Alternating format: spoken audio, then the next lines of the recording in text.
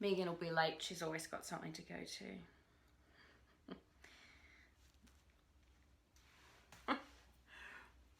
Make sure I don't look too, pasty.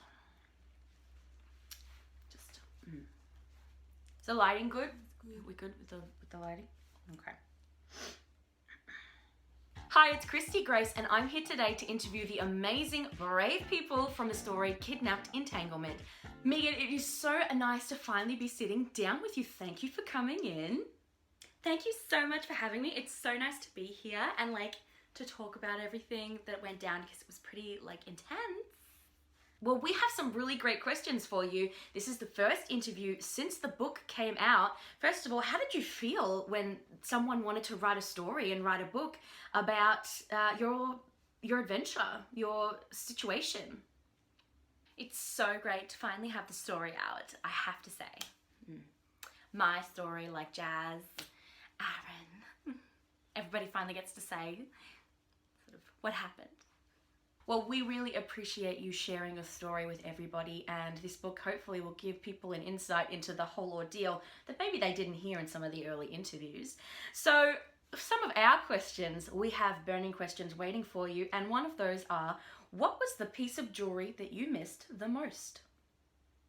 Well, I had so many pieces that just were taken, and some of which we didn't find, unfortunately, but I got the main things back, like my ring and, all the big things. I think the thing that I wanted the most, which the most devastating, was my grandma's pearls, which I'm wearing today.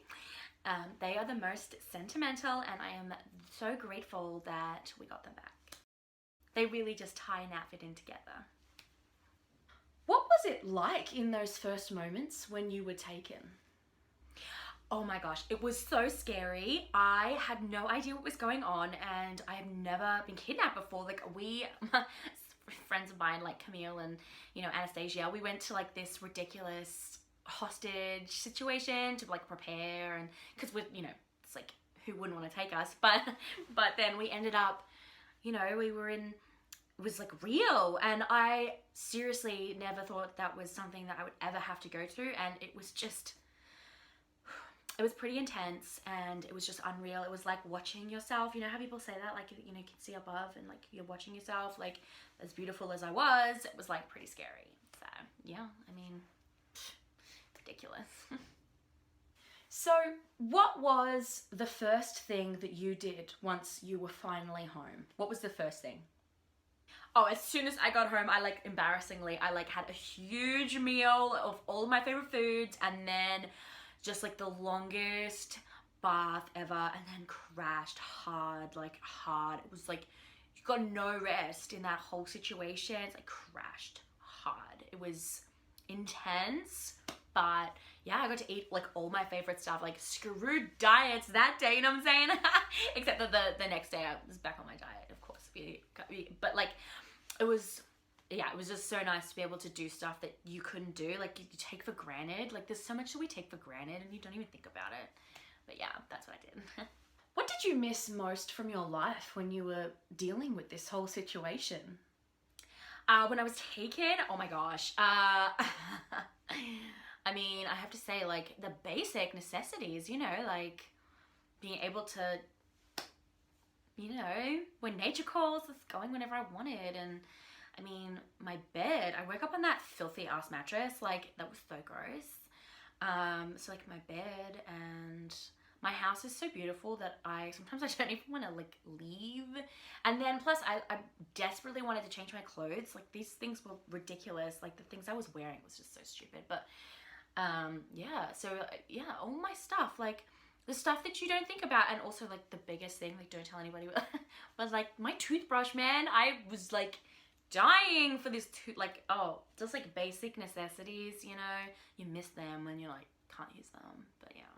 Well, we have one final question for you, and we think it's pretty important. We know you'll think it's important. So, did you keep the clothes that you wore that day to put on display to remind you of everything that happened?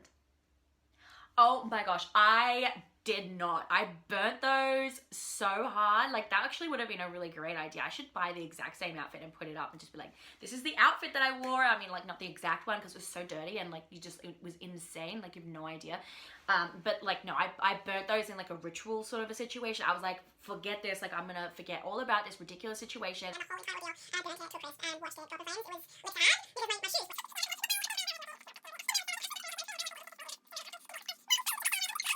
I am totally for that now. Well, thank you so much, Megan Campbell, for sitting down with us. Oh my gosh, thank you so much for having me. It's so nice. Our audience, I'm sure, are excited to hear all about those little insider things and information. And what would you say to those guys who might be a little bit more interested to hear your story? My name is Megan Campbell, and if you are interested to hear anything more about the kidnapped entanglement story when I was kidnapped with my now friend Jazz Lewis, and our family tried to sort of help us back in the background while we, you know, ran for our lives, then you can totally check that out on the Christy Grey Scarlet Pen website. I am so excited for everybody to finally hear the full proper story. Some of these interviews get like, you know, way over the top, like people change what I say. So it's good to get my story out there. I'm like, oh my gosh, is this the book?